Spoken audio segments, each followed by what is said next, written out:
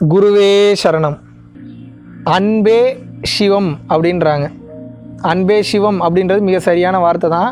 ஆனால் இந்த உண்மை ஒரு கிறிஸ்துவருக்கும் போய் சேரணும், இஸ்லாமியருக்கும் போய் சேரணும், யூதர்களுக்கும் போய் சேரணும், எல்லா மதத்தினருக்கும் போய் சேரணும். அப்படின்றதுனால இது அன்பே சிவம் அப்படின்னு நம்ம எடுத்துக்கிறத விட இந்த இடத்துக்கு நம்ம அன்பே கடவுள் அப்படின்னு நம்ம எடுத்துப்போம். ஏன்னா கடவுள் என்பவர் அனைவருக்கும் பொதுவானவர். இது உலகத்தில் இருக்கக்கூடிய எல்லாத்துக்கும் சரி, எல்லா உயிர்களுக்கும் சமமானவர். ஏன் அன்பே கடவுள் அப்படின்றாங்க? மாபெரும் விஞ்ஞானங்க. வள்ளலார் என்னக்கூடிய திருவருட்பிரகாச வள்ளலார் அவர்கள் சொன்ன ஒரு மாபெரும் ஒரு விளக்கம் இது. அவர் பயன்படுத்தி ஒளி உடலாகவே மாறி ஒளியோட ஒளியாகவே கலந்துட்டார். அவருக்கு சொன்ன விஷயம்தான் அது. இந்த உலகத்தில் அடுத்து நீங்க உணரக்கூடிய முக்கியமான விஷயம், தனக்கு என்று வாழும் வரை உங்களால் ஒருபோதும் இறைவனை, உண்மையான இறைவனை பார்க்க முடியாது. மின்னுவதெல்லாம் பொன்னல்ன்ற மாதிரி டூப்ளிகேட் இறைவனை பார்க்கலாம். அப்பப்போ வரும் போகும், ஏதோ ஸ்பெஷல் பவர்ஸ் வரும், உடனே நினைச்சுப்பீங்க நான் எல்லாத்தையும் அடைஞ்சிட்டேன். ஒரு மண்ணாங்கட்டியும் அடைஞ்சிருக்க மாட்டீங்க.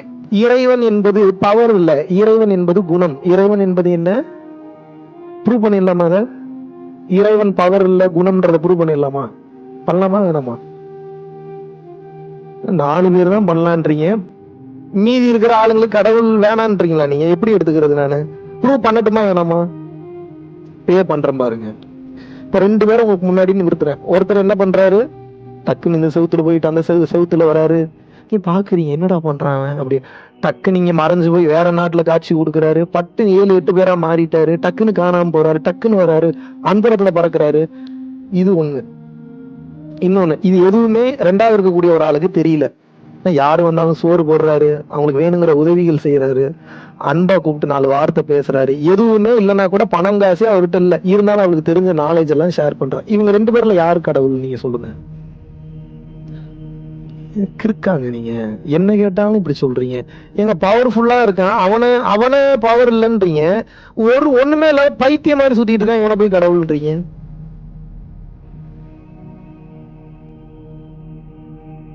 இந்த பதில் நான் சொல்லல, இந்த பதில் யார் சொன்னது? இந்த பதில் யார் சொன்னது? நீங்க தாங்க சொன்னீங்க. அப்ப கடவுளாவே இருந்தாலும் எப்ப அவரை கடவுளா அக்னாலேஜ் பண்றீங்க? நீங்க பவர் இருந்தா அக்னாலேஜ் பண்றீங்களா, குணம் இருந்தா அக்னாலேஜ் பண்றீங்களா? அந்த கருமத்துக்கு தான் சொல்றேன், குணத்தை மாத்தி தொலைங்க. புரியுதா? புரியலையா உங்களுக்கு? நீங்க இப்படி மறைஞ்சு அப்படி போய் இப்படி வந்தீங்கன்னா ஒருத்த மதிக்க மாட்டான். ஏதோ வித்தக்காரன் போல எங்கேயோ போய் கத்துட்டு வந்திருக்கான். அப்படிதான் உங்களை குரலி வித்த பண்றவனா வேணா பாப்பான், ஞானியா ஒருத்தனும் பார்க்க மாட்டான். ஏன்?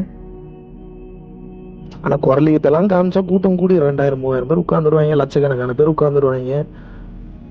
கல்லா கட்டும். நீங்க நினைக்கிற மாதிரிலாம் இல்ல, ஒண்ணும் இல்ல. லைட்டா ஏதோ ஒரு கிரிக்கிரி வேலை ஜிக் ஜிக் ஜிக் அப்படின்ட்டுனா போதும். ஏதோ ஒண்ணு வந்து ஏதோ ஒண்ணு போயிடுச்சுன்னா முடிஞ்சு, உலக லெவல்ல ஃபேமஸ். ஆனா அதுக்கப்புறம் நான் ஜெயிலுக்கு போகணும். தெரியுதா உங்களுக்கு? அது தெரியாது உங்களுக்கு. இப்போ ஜிக் ஜிக் ஜிக்னு பார்த்து வந்தவன் ஜிக் ஜிக் ஜிக்குக்காக வருவானா, இல்ல ஆழமான அமைதி அதுக்காக வருவானா?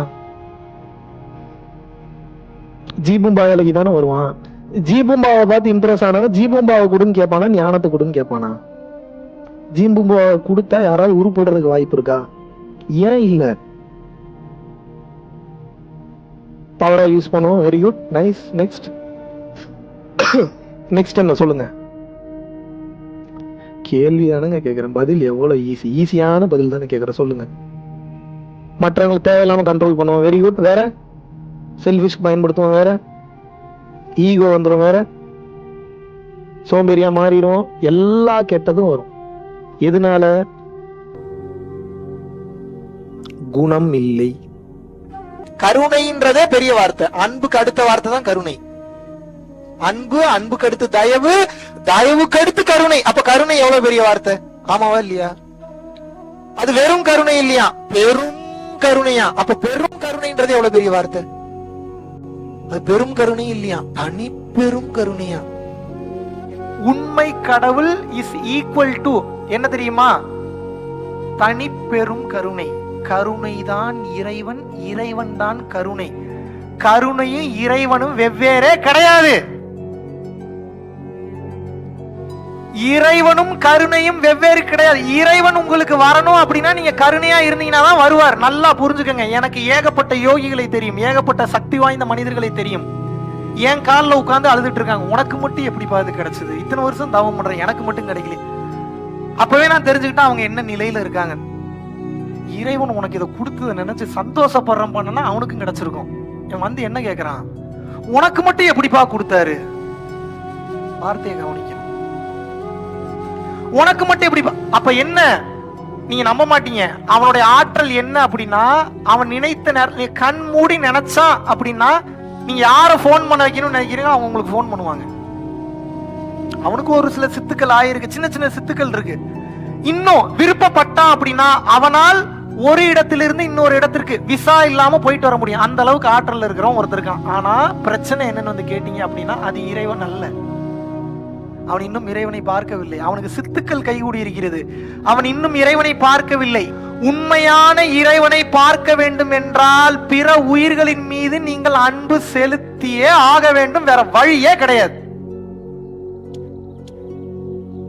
இந்த தைப்பூசத்தன்று வள்ளல் பெருமான் மீது, முருகப்பெருமான் மீது சத்தியமிட்டு சொல்கின்றேன், என் குருநாதர் மீது ஆணையிட்டு சொல்கின்றேன், 14 சித்தர்கள் மீது சத்தியமிட்டு சொல்கின்றேன், அரை வினாடி ஒரு உயிர் நன்றாக இருக்க வேண்டும் என்று அந்த உயிரின் நலன் நீங்கள் கருதினீர்கள் என்றால் அடுத்த வினாடி உங்களால் இறைநிலையை உணர முடியுமா? தான் இறை. ஒருத்தன் எந்த உயிர் வருத்தப்படும் போது, கவலைப்படும் போது, கஷ்டப்படும் போது நான் தான் கஷ்டப்படுறேன்னு நினைச்சிட்டா உங்களுக்கு அழுக ஆட்டோமேட்டிக்கா வரும். அது தேர்ட் பர்சனா பாக்குறீங்கன்னாவே உங்களுக்கு பிரச்சனை தான். அது செகண்ட் பர்சனா பாத்தீங்கன்னா பிரச்சனை தான். சொல்றாங்க ஜென் தத்துவ ஞானிகள் என்ன சொல்றாங்க, ஒடடாங்கிறாங்க, இதயத்தை ஒடங்கிறாங்க. எவ்வளவுக்கு எவ்வளவு இறுக்கமா இருக்கும் அந்த அனாகத்தாவை அந்த அளவுக்கு ஒட அப்படிங்கிறாங்க.